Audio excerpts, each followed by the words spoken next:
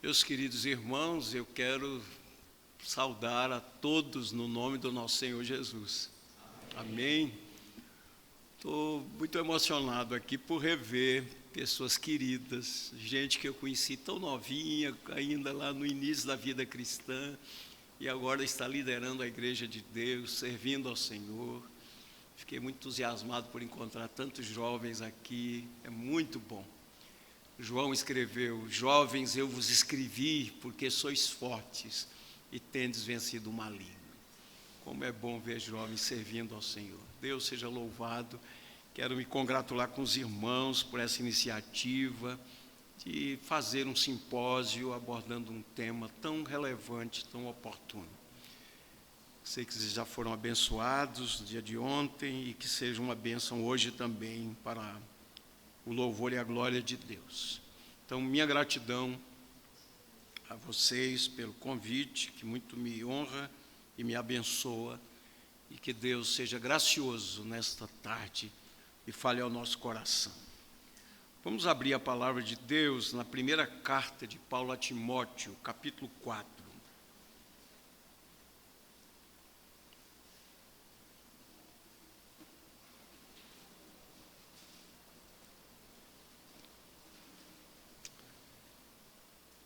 Primeira Timóteo, capítulo 4.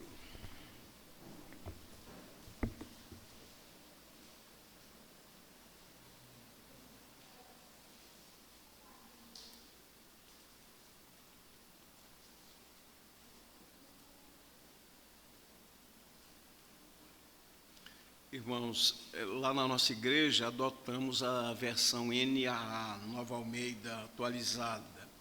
Não sei se aqui é a mesma versão que os irmãos utilizam. Assim nos diz a palavra a respeito da apostasia dos últimos tempos. Ora, o Espírito afirma expressamente que nos últimos tempos alguns apostatarão da fé, por obedecerem a espíritos enganadores e a ensinos de demônios, pela hipocrisia dos que falam mentiras e que têm a consciência cauterizada, que proíbem o casamento e exigem abstinência de alimentos que Deus criou para serem recebidos com gratidão pelos que creem e conhecem a verdade. Pois tudo que Deus criou é bom, e se recebido com gratidão, nada é recusável, porque é santificado pela palavra de Deus e pela oração. Expondo essas coisas aos irmãos, você será um bom ministro de Cristo, alimentando com as palavras da fé e da boa consciência que você tem seguido. Mas rejeite as fábulas profanas e de velhas caducas. Exercite-te pessoalmente na piedade, pois o exercício físico tem algum valor, mas a piedade tem valor para tudo, porque tem a promessa da vida que agora é e de que há de vir. Fiel é esta palavra e digna de inteira aceitação, pois é para esse fim que trabalhamos e nos esforçamos, porque temos posto a nossa esperança no Deus vivo, Salvador de todos, especialmente dos que creem. Ordena essas coisas, ensine-as. Ninguém o despreze por você ser jovem, pelo contrário, seja um exemplo para os fiéis, na palavra, na conduta, no amor, na fé, na pureza. Até a minha chegada, dedique-se à leitura pública das Escrituras, à exortação, ao ensino. Não seja negligente para com o dom que você recebeu, o qual lhe foi dado mediante profecia, com a imposição das mãos do presbitério. Medite essas coisas e dedique-se a elas, para que o seu progresso seja visto por todos. Cuide de você mesmo e da doutrina. Continue nesses mesmos deveres, porque fazendo assim, você salvará tanto a si mesmo, quanto aos que o ouvem. Amém. Que Deus aplique a sua palavra ao nosso coração. Vamos orar ainda ao Senhor. Ó Deus, como é bom encontrar irmãos queridos e conhecer novos irmãos e vê-los motivados pela tua glória, querem agradar ao Senhor, querem crescer na graça e no conhecimento do Senhor e querem viver uma vida piedosa, Pai. Nós rogamos a tua bênção, que nos visites agora de uma maneira poderosa e graciosa, que nos enchas com teu Espírito Santo e que essa palavra seja uma demonstração do Espírito e de poder. Glorifica o teu nome, Senhor, seja exaltado nessa hora. É a nossa oração em nome do Senhor Jesus. Amém e amém. Meus queridos irmãos, eu queria começar pensando um pouco em Timóteo e na igreja onde ele estava servindo, na igreja de Éfeso. E essa minha primeira palavra aqui é um alerta para todos nós, como igreja do Senhor Jesus. Nós temos ouvido muitas pessoas dizerem assim: começou bem, terminou mal. É preciso começar bem e terminar bem para a glória de Deus. Nós temos uma promessa do Senhor.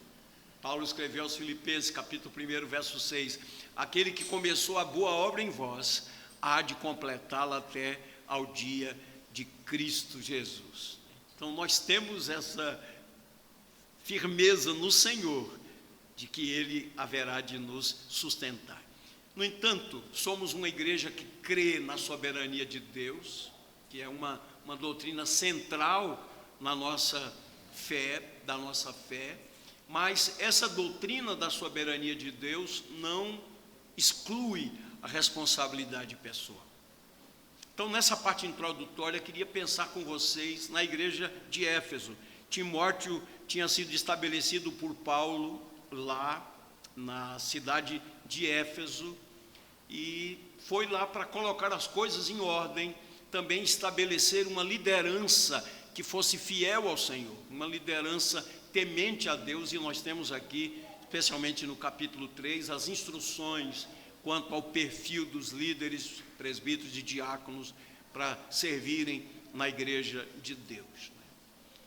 Para vocês terem uma ideia, a igreja em Éfeso foi plantada no período da terceira viagem missionária de Paulo, quando Paulo estabeleceu-se especialmente em Éfeso, mas foi um período tão frutífero que lemos lá no livro de Atos 19, que num espaço de 2 anos, toda a Ásia Menor ouviu a palavra de Deus. Essa região que nós conhecemos hoje como Turquia, toda aquela região ouviu a palavra de Deus. E o evangelho foi pregado com tanto poder, com tanto impacto, que pessoas foram publicamente, nas praças públicas, queimar seus livros de magia, de encantamento.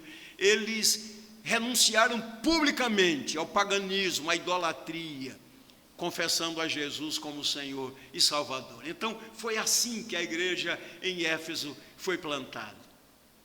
Mais adiante, quando Paulo está na sua primeira prisão, então ele escreveu uma carta aos Efésios. Escreveu 4 cartas à prisão: Efésios, Filipenses, Colossenses e Filemão. E uma peculiaridade da carta à igreja em Éfeso, escrita pelo apóstolo Paulo, é que nós não temos naquela epístola nenhuma reprimenda. Não é que a igreja fosse perfeita, mas é interessante isso, não há uma reprimenda. Até para a igreja de Filipos, que era uma igreja tão amiga, tão presente no ministério de Paulo, uma igreja tão generosa, ele precisou exortar 2 membros da igreja, rogo a Evódia e a Sintique, que pensem concordemente no Senhor. Capítulo 2 ele diz que vocês tenham o mesmo sentimento que houve também em Cristo Jesus. Mas a carta aos Efésios, a gente percebe que não houve nenhuma reprimenda, né? Mas o tempo foi passando e nós temos aqui a primeira carta. Essa primeira carta, como eu disse no início, foi escrita pelo apóstolo Paulo depois da sua prisão, quando ele esteve livre daquela prisão em Roma, passou 2 anos. Então ele tomou 2 desses servos de Deus, Tito e Timóteo. Tito foi para a ilha de Creta e Timóteo foi para Éfeso. Então, quando ele escreve essas cartas pastorais, 1 Timóteo e a carta a Tito, ambas as cartas ele escreveu para instruir esses pastores, como eles deveriam, inclusive é o que ele diz nessa primeira carta, se conduzir na igreja do Deus vivo, coluna e baluarte da verdade. Então aqui nós já temos uma igreja manifestando problemas, né? Porque nós temos essas instruções do apóstolo Paulo, inclusive fazendo um alerta quanto ao perigo da apostasia e essa realidade da apostasia. Então Timóteo esteve lá para colocar as coisas em ordem. Quem estuda sobre revitalização da igreja tem uma convicção de que uma igreja, toda ela, por mais fiel que ela seja, por mais firme que seja, por mais fiéis que sejam seus pastores e preguem a palavra e façam a exposição bíblica, por mais que a igreja tenha uma visão mais aproximada do que ensina a palavra de Deus, com o passar do tempo, essa igreja vai sofrer. Nós não temos nessa caminhada nossa uma igreja perfeita. E exatamente porque você e eu fazemos parte da igreja, não é uma igreja perfeita. Então o que acontece na igreja? Nós temos pessoas convertidas e também pessoas não convertidas. Nós temos crentes maduros e crentes imaturos, que ainda, mesmo alguns depois de tantos anos de caminhada da fé, eles precisam ainda de leite. Eles já deveriam estar se alimentando de alimento sólido. E aqui é um alerta para nós. A igreja que estava caminhando tão bem, imagine só, uma igreja plantada pelo apóstolo Paulo, numa manifestação poderosa da ação do Espírito Santo. Você imagine na nossa realidade aqui, pessoas abandonando o ocultismo, a idolatria, o paganismo, práticas de feitiçaria e denunciando isso publicamente, confessando a Jesus como Senhor. Que acontecimento grandioso, né? E mais, queridos, a igreja de Éfeso teve como pastores Paulo, Timóteo e João. Então eles tiveram os melhores pastores, apacentaram aquela igreja. Timóteo foi colocado lá para colocar as coisas em ordem. Mas quando nós chegamos no livro do Apocalipse, quando João já era um idoso, o mais jovem dos apóstolos era já um idoso, há uma carta específica para a igreja de Éfeso. Alguns elogios, mas uma palavra muito dura. Tenho, porém, contra ti, que abandonaste o teu primeiro amor. Então, aquela igreja plantada no poder do Espírito Santo, por um homem cheio do Espírito Santo como instrumento de Deus, uma igreja que cresceu, que causou um impacto em toda uma região, porque em 2 anos toda aquela região ouviu a palavra de Deus. Uma igreja que caminhou bem, foi pastoreada por gente séria, agora havia abandonado o primeiro amor. E a palavra é: arrepende-te e volta à prática das primeiras obras. Feita essa introdução, eu queria dividir minha palavra em 2 pontos. Primeiro, eu queria falar do aspecto negativo. Em vez de começar falando sobre piedade, vida piedosa, eu quero falar sobre impiedade.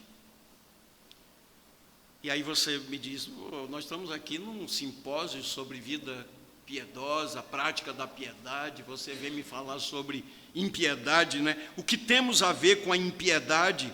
Nós somos cristãos, nós não somos ateus, não somos perversos, nós somos membros da igreja, nós temos compromisso, nós não cometemos pecados escabrosos, nós vivemos pela graça de Deus de um modo digno, né? Não temos nada a ver com a impiedade. Então vamos lá. O que é impiedade? De uma maneira muito simples, a gente pode definir impiedade como um viver sem pensar ou pensar pouco em Deus. Não pensar ou pensar pouco em Deus, em sua vontade, na glória do seu nome e na dependência dele. Isso é impiedade. Quando Deus é apenas um apêndice na nossa vida, quando Ele não é o centro, quando Ele não é a pessoa mais importante, quando não vivemos em função da glória dEle, na dependência da sua vontade, sendo dirigidos por Ele. Então escute o que vou dizer sobre essa questão da impiedade. Uma pessoa pode ter uma vida decente e ser ímpia, uma vez que Deus é irrelevante no seu dia a dia. E nós conhecemos pessoas assim, gente que pratica boas obras, bons maridos, esposas, filhos obedientes, gente de bem na sociedade, mas são pessoas ímpias, porque Deus não faz parte da sua vida. Pessoas simpáticas, educadas e caridosas são ímpias, se Deus estiver longe dos seus pensamentos. Pessoas que passam algumas horas por semana na igreja, mas vivem os outros dias como se Deus não existisse, não são pessoas perversas, mas são pessoas ímpias. Tantos que se dizem cristãos, mas vivem o dia a dia sem pensar em Deus, nem sequer oram a Deus ou leem a sua palavra em vários dias de uma semana. Mas, por outro lado, é até possível que leiamos a Bíblia, que oremos por alguns minutos pela manhã, mas logo depois nos envolvemos com os nossos afazeres e vivemos basicamente como se Deus não existisse. Impiedade é também viver sem a dependência de Deus. Nós temos um alerta lá na Epístola de Tiago, capítulo 4, versículos 13 a 15. É bem uma marca da nossa época. Cuidado aí você que diz, hoje e amanhã iremos para tal cidade e negociaremos e depois voltaremos. E na verdade a instrução bíblica diz, antes deveria dizer se Deus quiser. Não apenas iremos a tal lugar, não apenas negociaremos, mas voltaremos. Ou seja, queridos, Deus é o Senhor da agenda de uma pessoa piedosa. Querem ver um exemplo? Daqui a pouco eu vou falar sobre o nosso Senhor Jesus, que é o nosso paradigma, né? Mas eu estava pregando lá na nossa igreja, no Evangelho de Marcos, capítulo 1, Jesus chamou seus primeiros discípulos, André e Simão, Tiago e João. Depois esteve na sinagoga, ensinou, pregou, libertou um endemoniado. Naquele mesmo dia, quando eles saíram da sinagoga, Jesus esteve na casa de Simão, de Pedro, curou a sua sogra. E diz o texto bíblico que, ao final daquele dia, no final da tarde, ele atendeu a uma multidão e curou pessoas, e libertou endemoniados. Foi uma agenda cheia. No entanto, o mesmo capítulo diz que, de madrugada, alta madrugada, Jesus levantou-se para orar. E quando Pedro acordou, o anfitrião e os outros também não acharam Jesus e foram procurar Jesus. E diz o texto, Marcos diz que eles o fizeram diligentemente, cuidadosamente. Foram procurar Jesus e quando o encontraram disseram, o que estás fazendo aqui? Todos te procuram. Havia lá uma multidão para encontrar-se com o Senhor Jesus. Mas qual foi a resposta dele? Vamos para outros lugares, para outras aldeias, outros povoados, outras cidades, porque foi para isto que eu vim. Escute bem, quem determinou a agenda do Senhor Jesus não foram esses primeiros discípulos e nem a demanda da multidão, mas quem determinou a agenda do Senhor Jesus foi o Pai. Então ele é um exemplo para nós, queridos. A gente sempre tem essa dificuldade, né? Porque a gente sabe que Jesus é Deus e é homem, 100% Deus, 100% homem. E às vezes a gente não pensa que na sua plena humanidade, ele viveu na dependência do Pai, em obediência ao Pai, e tudo que ele fez Todas aquelas curas, todas as manifestações de poder foram feitas no poder do Espírito Santo. Diz, não, mas Jesus é Deus. Claro que Ele é Deus. E Ele demonstrou a sua divindade quando Ele andou por sobre as águas. Graças a Deus que estamos em uma igreja que crê nos milagres, né, da Bíblia. Porque nós estamos vendo gente hoje, queridos, gente que se diz pastor, que leva o título de pastor, né, que pastor não é título, é um ofício, mas gente que é chamada assim, como pastor, mas não crê nos milagres, não crê em toda a Bíblia, estão apostatando da fé.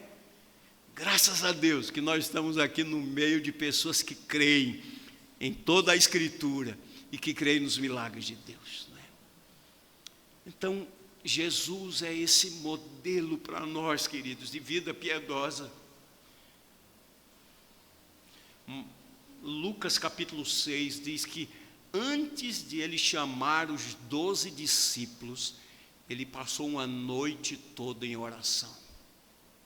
Às vezes nós tomamos decisões tão sérias, referentes à igreja, referentes à família, à vida pessoal, à vida profissional, decisões sérias, sem que Deus seja consultado. A gente consulta uma pessoa mais experiente, não tem nada de errado em fazer isso, mas Deus deveria ser consultado. Na verdade, em uma vida piedosa, quem determina a agenda é o Senhor. Lucas capítulo 5, é um texto que sempre me empolga. Capítulo 5 fala de uma agenda intensa do Senhor Jesus, fala daquele milagre da pesca maravilhosa, e depois de muitos ensinamentos, atendeu a muitas pessoas, muitas curas, muitos milagres. Capítulo 5 de Lucas, verso 16, é uma cena que mexe com a gente. Diz o texto que uma multidão estava indo ao encontro de Jesus. E o que fez Jesus? Afastou-se da multidão e foi para lugares solitários para orar. Jesus teve 3 anos de ministério e uma agenda intensa.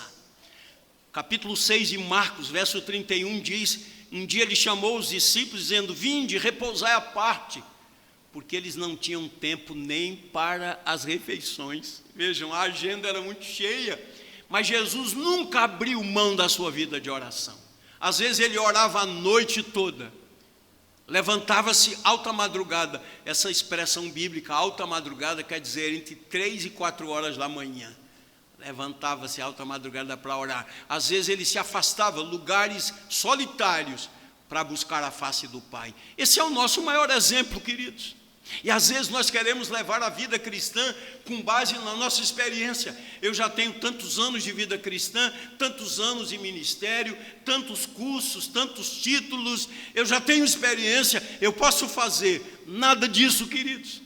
Nós devemos viver cada dia da nossa vida na dependência de Deus. Tem que ser em oração, tem que ser na palavra. Abra sua Bíblia aí, Colossenses capítulo 1, versos 9 a 12. Nós temos aqui um modelo de oração. Olha o que diz o texto. Colossenses capítulo 1, versos 9 a 12. Diz Paulo assim aos Colossenses. Carta que ele escreveu quando estava na primeira prisão.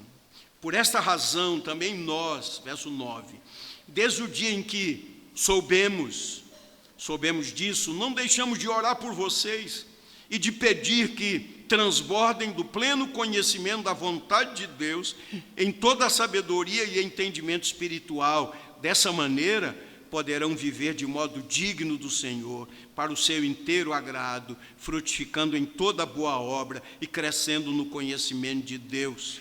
Assim vocês serão fortalecidos com todo o poder, segundo a força da sua glória, em toda perseverança e paciência, com alegria, dando graças ao Pai, que os capacitou a participar da herança dos santos na luz.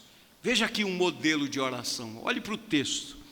Essa oração se concentra em Deus, plenamente em Deus. Paulo desejava que seus leitores colossenses, e essa palavra se aplica a nós, Paulo desejava que eles fossem cheios do conhecimento da vontade de Deus. Desejava também que eles vivessem de modo digno de Deus, agradando-lhe em tudo, e ele orava por isso. Então, que vocês tenham pleno conhecimento da vontade de Deus e que vocês vivam de tal maneira que Deus se agrade da vida de vocês. Na verdade, o que Paulo desejava é que os colossenses fossem cristãos piedosos. Então, a piedade, ela tem essa marca, uma vida digna, uma vida agradável a Deus, uma vida no temor de Deus, uma vida para a glória de Deus. E eu faço algumas perguntas aqui. Quando nós oramos por nós mesmos, pelos nossos familiares, pelos nossos amigos, da mesma forma como Paulo orava pelos colossenses. O que é que nós pedimos? Não é? Qual é a motivação das nossas orações? Quais são os desejos que estão pulsando na nossa vida? Pergunto ainda, nossas orações mostram preocupação com a vontade e a glória de Deus e o desejo de viver de modo que o agrade? Ou as nossas orações são mais parecidas com uma lista de tarefas que nós apresentamos a Deus, pedindo-lhe que intervenha na saúde, na necessidade financeira de familiares e de amigos e nossa mesma. Nada de errado orar por essas coisas, mas o que é que determina a nossa agenda? Quando o Dr. Lloyd Jones comentou o Sermão do Monte, quando ele chegou lá em Mateus 6, a oração do Pai Nosso, ele ensinou com muita precisão que aquela oração do Pai Nosso é um modelo de oração. Claro que a gente pode repetir aquelas palavras, mas Jesus estabeleceu ali um modelo de oração. Nós temos ali um esboço de oração. Jesus está dizendo, porque atendeu ao pedido dos discípulos, ensina-nos a orar. O que ele está dizendo aí? O que é que deve estar presente na nossa oração? E se você observar cuidadosamente, o Dr. Lloyd Jones fala sobre isso, primeiro Deus e depois nós. Primeiro Deus, o seu nome, o seu reino e a sua vontade. Depois nós e nossas necessidades. Que ele coloca 3 P's: perdão, provisão e proteção. Mas vejam, primeiro Deus, depois nós, o seu nome, sua glória, sua vontade, e depois nós e nossas necessidades. Então, volto a dizer, não é condenável apresentar a Deus nossas necessidades. Na verdade, Jesus nos ensinou a pedir, pedi e dá-se-vos-á, dizendo inclusive que o Senhor, o Pai, conhece as nossas necessidades, né? Então, a última pergunta que faço é: nossas orações estão focadas essencialmente no ser humano ou em Deus? Oh, queridos, uma pergunta: o que significa viver para a glória de Deus? Nós até falamos, oramos assim, tudo para a tua glória, né? Paulo ensinou 1 Coríntios 10, 31, portanto, quer comais, ou bebais, ou façais outra coisa qualquer, fazei tudo para a glória de Deus, né? Então, o que significa, né? Então, para o apóstolo Paulo, à luz da Escritura Sagrada, tudo deve ser feito na presença de Deus com o objetivo de agradá-lo. Os reformadores cunharam uma expressão em latim, coram Deo, vocês conhecem bem, na presença de Deus. Nós estamos na presença de Deus, nós vivemos na presença de Deus. E tudo nós devemos fazer para agradar a Deus. O que Paulo está ensinando aqui, ele inspirado pelo Espírito Santo, é que não só devemos comer para a glória de Deus, mas temos também de dirigir para a glória de Deus. Temos de fazer compras para a glória de Deus, namorar para a glória de Deus, em nosso casamento para a glória de Deus, na criação dos nossos filhos, no exercício da nossa profissão, nos estudos, na nossa linguagem, nas nossas motivações, porque nós estamos na presença de Deus. Uma palavra enfatizada por Mark Dever, aquele das 9 marcas, intencionalidade. Qual é a nossa intenção? A glória de quem nós estamos buscando? Qual a nossa motivação? A glória de Deus, né? Então, na verdade, o que Paulo está dizendo aqui é fazer tudo de modo que agrade a Deus. E todas as nossas atividades, de tal maneira que Deus seja agradado. Viram a marca de uma vida piedosa, né? Então, vou preparar esse relatório aqui. Minha motivação primeira é para a glória de Deus. Eu vou preparar a declaração do imposto de renda, se não sou eu pessoalmente, mas um contador. Mas as informações que eu passar para o contador deverão ser informações fidedignas, porque eu estou fazendo a minha declaração para a glória de Deus. Mesmo que o governo seja perdulário, ele que prestará contas a Deus, né? Mas, como Jesus ensinou, dá a César o que é de César e a Deus o que é de Deus. Nossa motivação é fazer tudo para a glória de Deus. Queridos, um indicativo mais exato da nossa inclinação à impiedade é o nosso desejo minguado de ter um relacionamento íntimo com Deus. Vou pedir 3 pessoas, por gentileza, que leiam. Salmo 42, versos 1 e 2, Salmo 63, 1 e Salmo 27, versículo 4. Então, vejam as expressões do salmista, né? São textos bem conhecidos. Então, quem encontrou, por gentileza, Salmo 42, 1 e 2, leia em voz alta, por gentileza.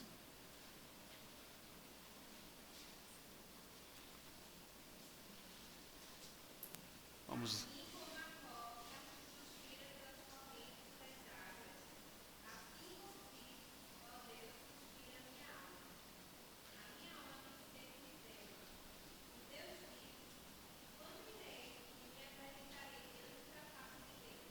Amém, obrigado. Vejam, a minha alma tem sede de Deus, do Deus vivo. Quando irei, me apresentarei diante de Deus. E ele faz a analogia aqui com um animal, a corça, o cervo.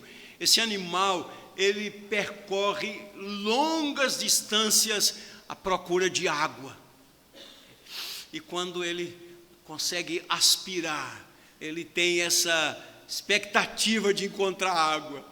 Então, o que o salmista está dizendo é o seguinte: assim como a corça suspira pelas correntes de águas, assim a minha alma suspira por ti, Senhor. A minha alma te deseja. Isso é o que significa deleitar-se na presença de Deus. A Bíblia diz que na presença do Senhor há plenitude de alegria, delícias perpetuamente.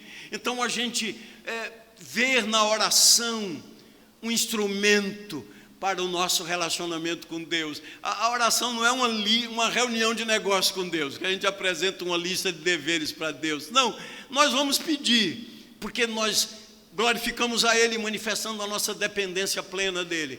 Mas nós queremos adorá-lo, louvar o seu nome, bendizer, agradecer pelo seu amor eterno, dizer o quanto nós o amamos. Então, oração é um relacionamento com Deus. Oração não é um peso. Quando a gente chega ao final de um dia cansativo, diz: eita, eu ainda tenho que orar, né? Não, mas é um deleite na presença de Deus. Na verdade, quando a Bíblia diz orai sem cessar, fala da oração como sendo um relacionamento. Um autor chamado James Houston, que fala sobre vida piedosa, espiritualidade cristã.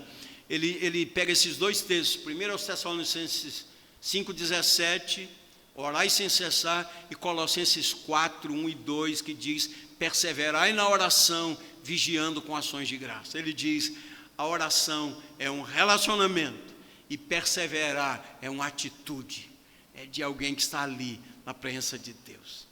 Vamos ver o outro texto na mesma linha, Salmo 63, verso 1. Ó Deus, tu és o meu Deus forte, eu te busco ansiosamente. Minha alma tem sede de ti, meu corpo te almeja, como terra árida, exausta sem água. Exato. Você olha uma terra seca, rachada, né? E ela está na expectativa de uma chuva, né?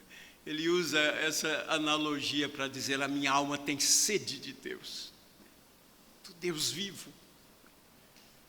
Isso é piedade. E Salmo 27, 4. Ele pediu uma coisa.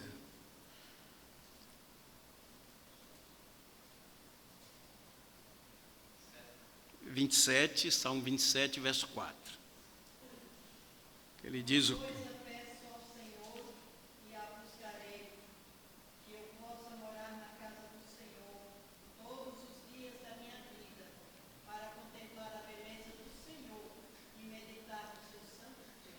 Amém. Queridos, Deus é o foco de um cristão piedoso. É Ele, sua glória, sua vontade. Nós queremos agradar a Ele. E nós só chegaremos a esse ponto tendo um relacionamento precioso e íntimo com o nosso Deus. Esse é o desejo do nosso coração.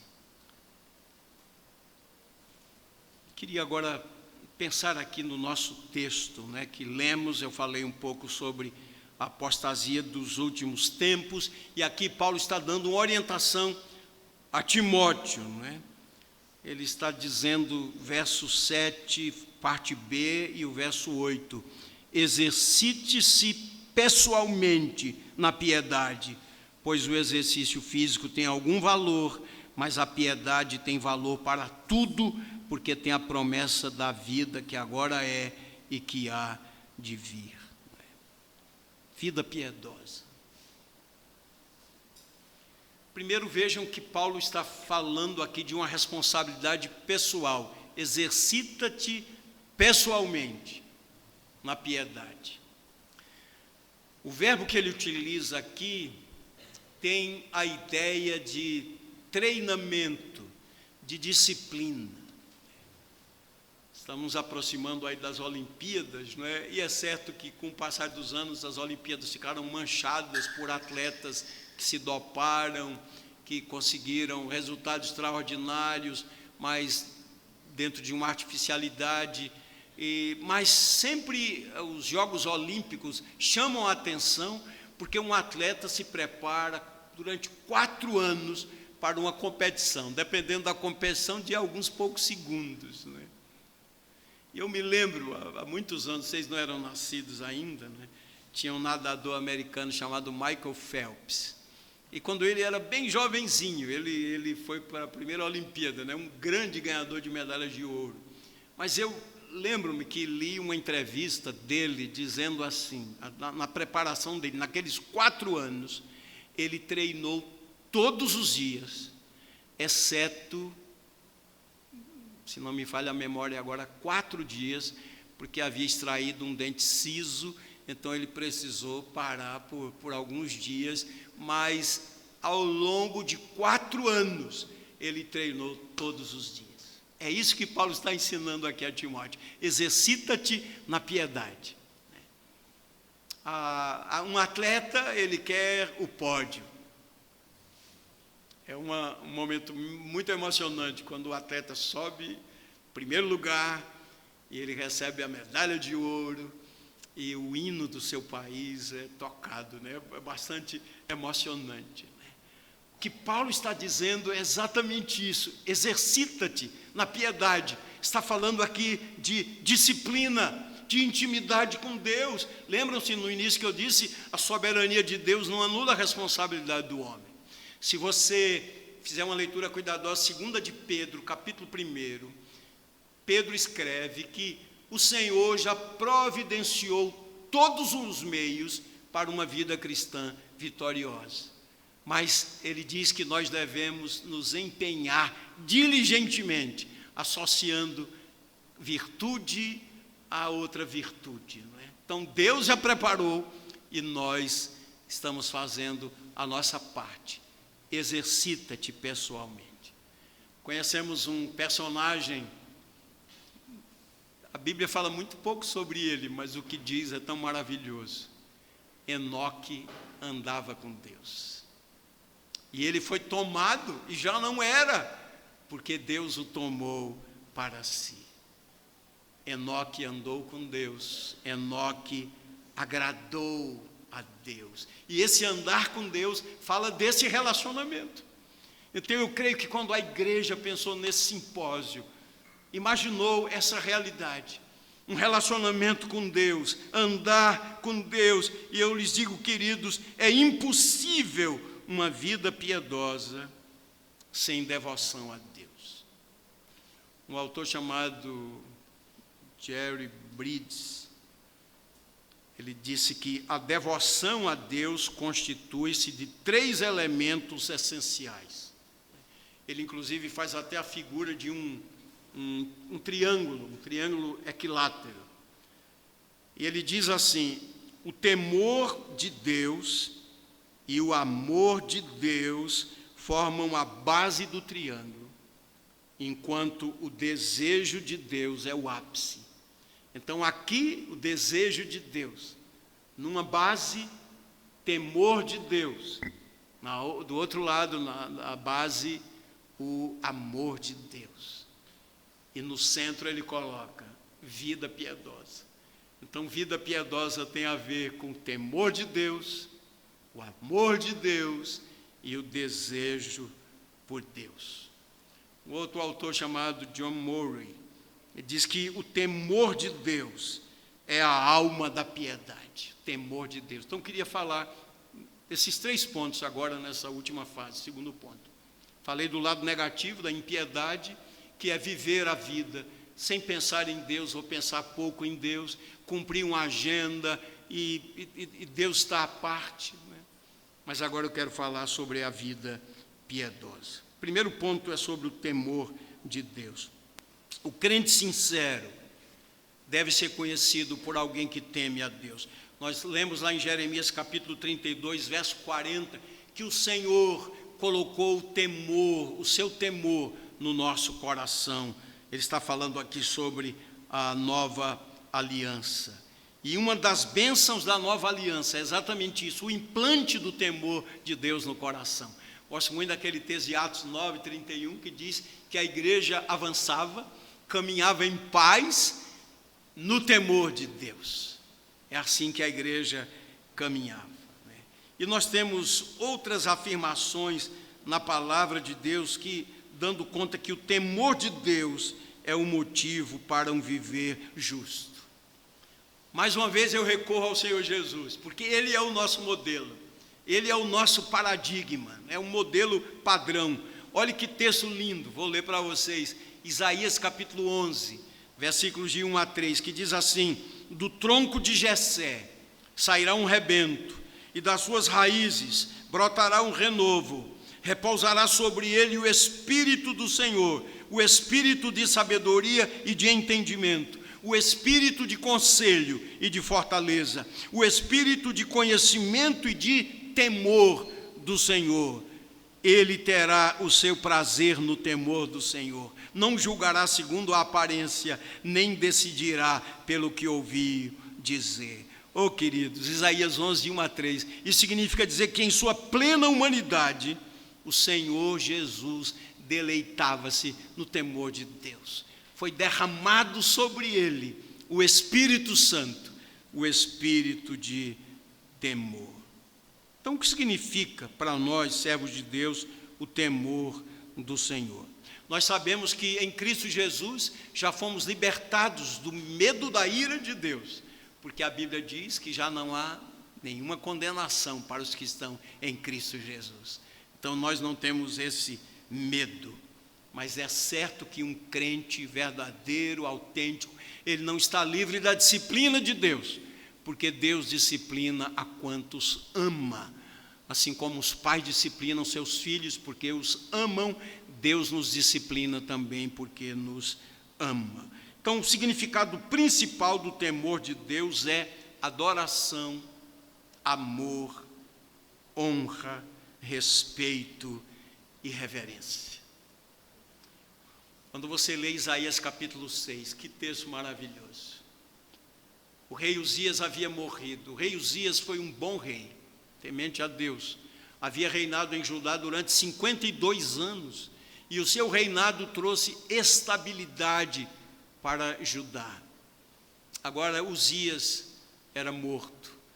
E havia choro, consternação na nação. O próprio Isaías, entristecido, foi ao templo. E o texto diz: no ano da morte do rei Uzias, eu vi o Senhor assentado sobre um alto sublime trono.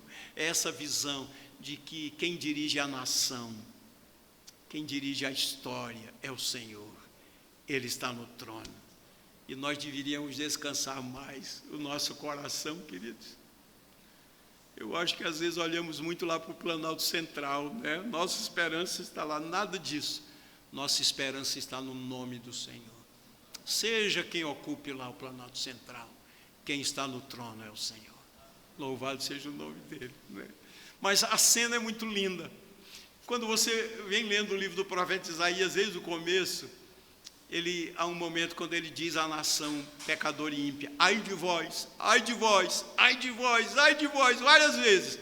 Mas agora ele diz: ai de mim, porque eu sou um homem de lábios impuros. Eu habito no meio de um povo de impuros lábios. Os meus olhos viram o Rei, o Senhor dos Exércitos. Mas naquela visão da glória de Deus, falava sobre os serafins. Tinham 6 asas. Quando 2 voavam, quando 2 cobriam os pés, quando 2 cobriam o rosto.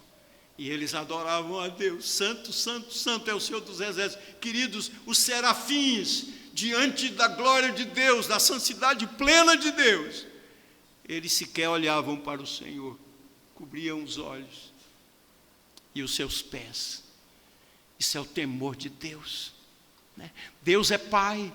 Deus nos ama, Deus é gracioso e bom, mas, queridos, Ele é o totalmente outro.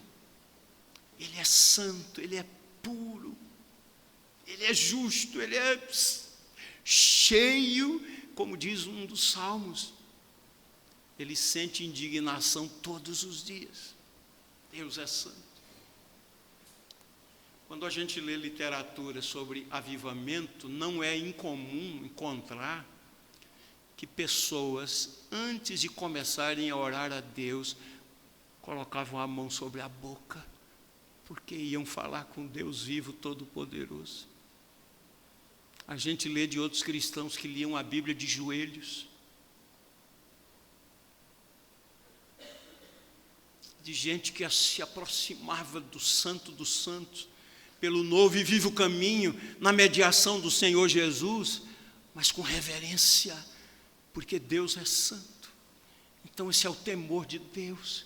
Querem ver um exemplo de temor de Deus? José, lá no Egito. Isso me impressiona bastante, a graça de Deus na vida de José.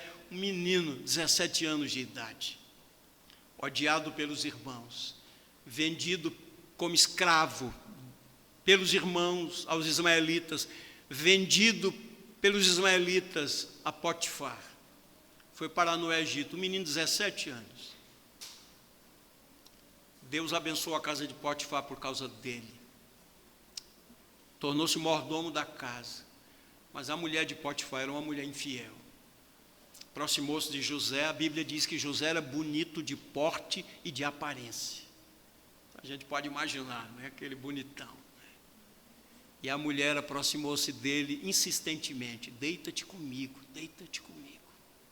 tentando seduzi-lo. Um dia o marido viajou, ela tirou os empregados da casa, os servos da casa, estavam apenas ela e José, era o mordomo. E ela então aproveitou aquela ocasião. Deite-se comigo. E José, queridos, moço temente a Deus, disse a ela: o meu Senhor não me privou de nada aqui na casa, senão somente a ti, porque és a mulher dele. E disse mais: como cometeria eu tamanha maldade? Seria uma maldade contra Potifar, seu senhor, seria uma maldade contra a mulher. E disse mais: como cometeria eu tamanha maldade e pecaria contra o meu Deus? Porque o diabo diz assim, como falou pela mulher de Potifar: ninguém vai ficar sabendo. Tem ninguém aqui. Ninguém vai ficar sabendo. Corandeu, nós vivemos na presença de Deus. Isso é o temor do Senhor. A reverência, o respeito, a honra devida a Deus, a adoração. Vida piedosa é uma vida cheia do temor do Senhor. Estava falando de Pedro, capítulo 5 de Lucas, eu citei a pesca maravilhosa, e Pedro ainda era aquele Simão, né? Versículo de 8 a 10, vocês se lembram que eles passaram a noite toda pescando, nada pegaram. Jesus, porém, disse: lançai as redes. E eles até argumentaram, né? Mas passamos aqui a noite inteira, não pescamos nada. Mas Pedro disse: sobre a tua palavra lançaremos as redes. E eles puxaram as redes e elas estavam quase se rompendo, né? De tantos peixes, peixes grandes, né? Quase que o barco ia a pique. E quando Pedro teve os olhos abertos e viu que era o Senhor, assim diz versos 8 a 10 de Lucas 5, vendo isso, Simão Pedro prostrou-se aos pés de Jesus, dizendo: Senhor, afaste de mim, porque eu sou pecador.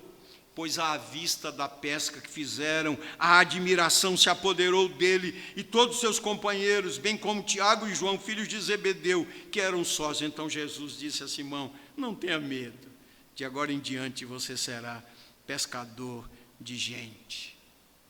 Temos lá em Apocalipse capítulo 1, versículo 7, quando João tem a visão, está lá na ilha de Pátimos, estava ali preso por causa do Senhor, do Evangelho, do seu testemunho, e era o dia do Senhor, e ele teve uma visão de Jesus glorificado, seus atributos ali diante do Senhor. E o verso 17 de Apocalipse capítulo 1, verso 17 diz: ao vê-lo, caí aos seus pés como morto, porém ele pôs sobre mim a mão direita, dizendo: não tenha medo, eu sou o primeiro e o último.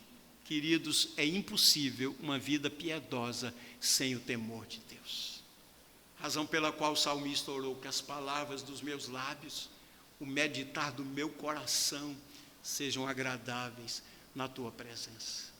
Deus está em toda parte e nós devemos ter a consciência da presença de Deus. Como disse o salmista: se subo aos céus, lá estás. Se faço a minha cama no mais profundo abismo, lá estás também. Se tomo as asas da alvorada e me detenho nos confins dos mares, até lá a tua mão haverá de me guiar.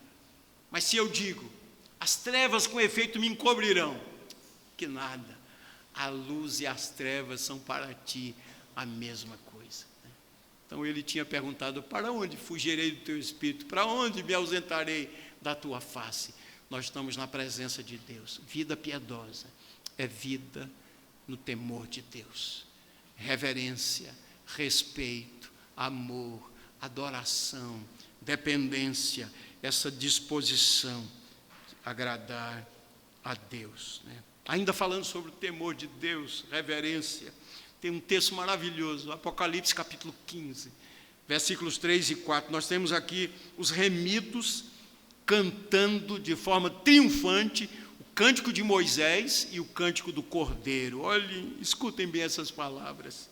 E entoavam o cântico de Moisés, servo de Deus, e o cântico do Cordeiro, dizendo: grandes e admiráveis são as tuas obras, Senhor Deus Todo-Poderoso, justos e verdadeiros são os teus caminhos, ó Rei das nações. Quem não temerá e não glorificará o teu nome, ó Senhor?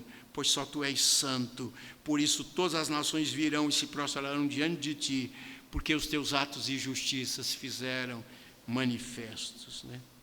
Nós temos a adoração dos remidos aqui, toando e adorando o Senhor. Por fim, falando do temor de Deus, Salmo 130, versos 3 e 4. Se tu, Senhor, observares iniquidade, quem, Senhor, poderá escapar? Mas contigo está o perdão, para que sejas temido. Então, na base do triângulo, o temor de Deus, o amor de Deus.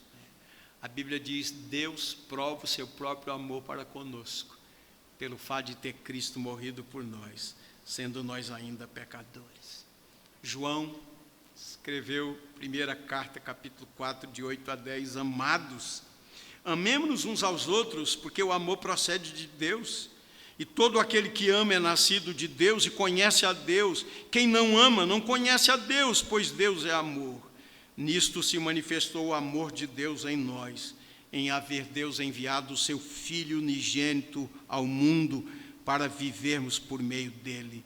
Nisto consiste o amor, não em que nós tenhamos amado a Deus, mas em que ele nos amou e enviou o seu Filho como propiciação pelos nossos pecados. O amor de Deus não tem sentido sem o Calvário. Deus estava em Cristo, reconciliando o mundo consigo mesmo. Um cristão piedoso nunca se esquece que outrora foi objeto da santa e justa ira de Deus. Jamais se esquece de que Cristo Jesus veio ao mundo para salvar os pecadores. Então, quando nós olhamos para a cruz, nós entendemos que Jesus foi a nossa propiciação. Na verdade, ele recebeu a ira de Deus em nosso lugar, ele se interpôs entre nós e o Pai Santo, e ele recebeu a ira de Deus. Reverendo Hernandes tem uma pregação muito tocante, como sempre são as pregações dele, e ele diz que a maior dor que Jesus sofreu não foi a dor física, embora tenha sofrido fisicamente, foi torturado cruelmente. A maior dor não foi a dor moral, porque ele foi humilhado, cuspiram no seu rosto santo, foi esbofeteado. A maior dor não foi a dor física de ficar pendurado na cruz desde as 9 da manhã até as 3 da tarde, mas a maior dor foi o abandono do Pai. Quando ele bradou: Deus meu, por que me desamparaste? Naquele momento, quando ele tomou o nosso lugar. Então, para uma vida cristã, agradável a Deus, o temor de Deus, o amor de Deus e, consequentemente, o desejo de Deus, que eu quero chamar aqui de um desejo, de uma sede de Deus, citando o Salmo 42 e o Salmo 63, né? Então, como foi lido há pouco, uma coisa peço ao Senhor e a buscarei, que eu possa morar na casa do Senhor todos os dias da minha vida. Ou assim como a corça suspira pelas correntes das águas, assim por ti, ó Deus, suspira a minha alma. Ó Deus, tu és o meu Deus forte, eu te busco ansiosamente. Ansiar por Deus, ter sede de Deus, é a marca de uma vida piedosa. Olhem o testemunho do apóstolo Paulo, Filipenses 3, de 7 a 11. Mas o que para mim era lucro, isso considerei perda por causa de Cristo. Na verdade, considero tudo como perda, por causa da sublimidade do conhecimento de Cristo Jesus, meu Senhor. Por causa dele, perdi todas as coisas e as considero como refúgio, as considero como lixo, para ganhar a Cristo e ser achado nele, não tendo justiça própria, que procede da lei, mas aquela que é mediante a fé em Cristo, a justiça que procede de Deus, baseada na fé. E ele conclui dizendo: o que eu quero é conhecer Cristo e o poder da sua ressurreição, tomar parte nos seus sofrimentos e me tornar como ele na sua morte, para de algum modo alcançar a ressurreição dos mortos. Esse homem que disse: para mim o viver é Cristo, morrer é lucro. Olha o conflito de Paulo. Não sei o que escolher, permanecer aqui ou partir e estar com Cristo, que é incomparavelmente melhor. Mas foi capaz de dizer: mas por vossa causa é necessário que eu fique, para dar frutos, né? Mas entendendo que estar com Cristo é incomparavelmente melhor. Um homem que diz: para mim o viver é Cristo, morrer é lucro, mas o viver é Cristo. Caminhando para o final, queridos, o texto de Apocalipse capítulo 3, verso 20, Esse versículo é utilizado muito para fazer evangelização, mas aqui está falando para convertidos. Jesus dizendo: eis que estou à porta e bato. Se alguém ouvir a minha voz e abrir a porta, entrarei em sua casa, cearei com ele e ele comigo.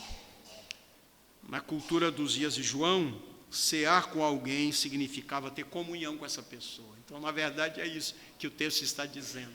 E o Senhor também está querendo ter comunhão com todos nós. O anseio por Deus produz o desejo de agradar a Deus e de glorificar a Deus.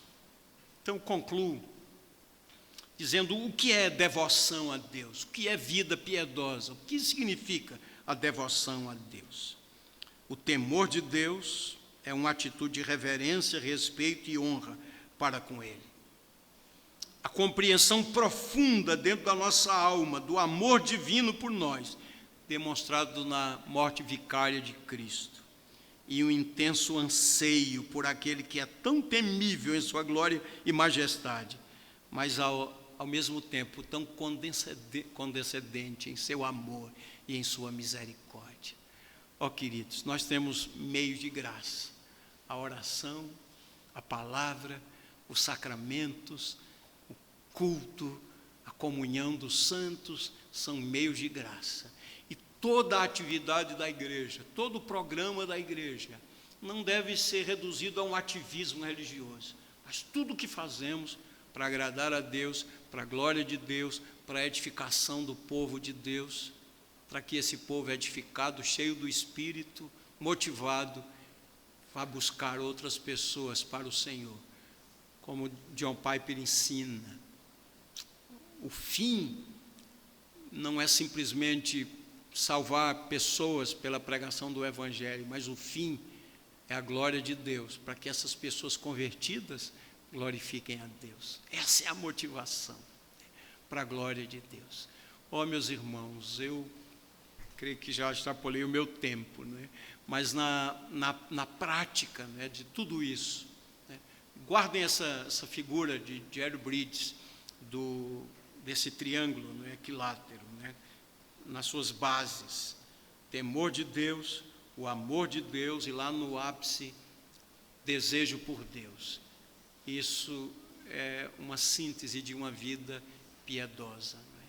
Então nós precisamos amar as Escrituras, ler a palavra de Deus, crendo que ela é a palavra de Deus. E digo mais, queridos, nesses dias é importante dizer isso: crer que a Bíblia, do Gênesis ao Apocalipse, é a palavra de Deus. Eu assisto alguns vídeos de supostos pastores, de hereges. Não recomendo a ninguém, mas eu faço isso por dever de ofício mesmo. E eu vejo assim, esses homens se dizem pastores, mas dizendo: olha, rejeite aqui essa parte. Dizendo para a congregação: eu li um salmo, eu não vou nem dizer o número do salmo para vocês não lerem, nem imagine só. Né? Tem gente que está dizendo isso. Tem gente que está dizendo: esqueça o Antigo Testamento.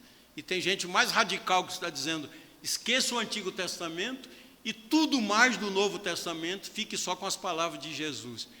É uma insensatez, né? Porque, na verdade, Jesus é o centro da Bíblia. Tudo na Bíblia aponta para Ele. Né? Então, ame a Bíblia. Leia a Bíblia todos os dias. Mais do que ler, medite. Estude. E viva, pratique com a força que Deus supre. Né? Tem uma definição antiga de John Stott, diz assim: meditação é leitura regada com oração. Mas eu estava lendo uma definição interessante esses dias, dizendo: meditação é sussurrar, meditar é sussurrar. Aí eu fui me aprofundar e dizer assim: é quando você está lendo a Bíblia e você começa a conversar com você mesmo. Você lê o texto e conversa com você, você medita, vai aplicando aquela palavra à sua vida. Né? Conhecer a palavra de Deus, vida de oração. Olhe para Jesus. Estou cheio de coisas, você não sabe. Queridos, todo mundo, todos nós aqui temos 24 horas por dia. Alguém tem menos? Todos nós temos 24 horas. A questão é: o que é prioridade para nós? Né? foi Moody que disse: se você tem em mãos coisas que estão impedindo a sua devoção, saiba que você tem em mãos mais coisas do que Deus gostaria que você tivesse em mãos. Então nós precisamos, como crentes piedosos, estabelecer uma prioridade.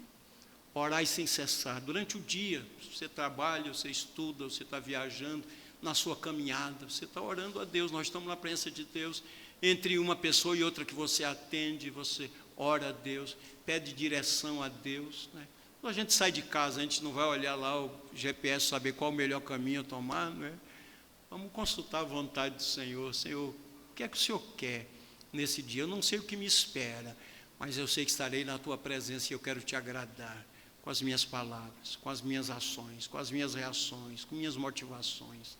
Viver para a glória de Deus, uma vida de oração profunda, íntima, conhecer e amar a Deus mais e mais a cada dia. Que Ele nos abençoe. Deus abençoe aqui os pastores da igreja, a liderança da igreja, os membros, todos vocês estão participando desse simpósio e que seja uma grande oportunidade para o crescimento na vida piedosa. Vamos orar ao Senhor. Deus, obrigado que encontramos aqui uma igreja viva, uma igreja sedenta do Senhor, da palavra do Senhor, querendo conhecer mais o Senhor, viver para o agrado do Senhor. Dá que esses irmãos continuem firmes, Pai. Fica o alerta da igreja de Éfeso, que começou tão bem, mas o último registro que temos na Bíblia sobre aquela igreja, que ela havia abandonado o primeiro amor. Dá que sejamos cada vez mais fervorosos de espírito, servindo ao Senhor. Nossa vida familiar também seja agradável ao Senhor. Nosso ministério, nossos negócios, nossa linguagem, nossas posturas, atitudes, que brilhe a nossa luz diante dos homens, para que vejam as nossas boas obras e glorifiquem o teu santo nome. Continua abençoando as atividades dessa tarde e da noite, e amanhã, que é o grande dia do Senhor, que nós nos reunamos para adorar, bendizer o teu santo nome. Oramos em nome de Jesus. Amém, amém, amém. Deus abençoe, queridos. Obrigado pela oportunidade. Obrigado.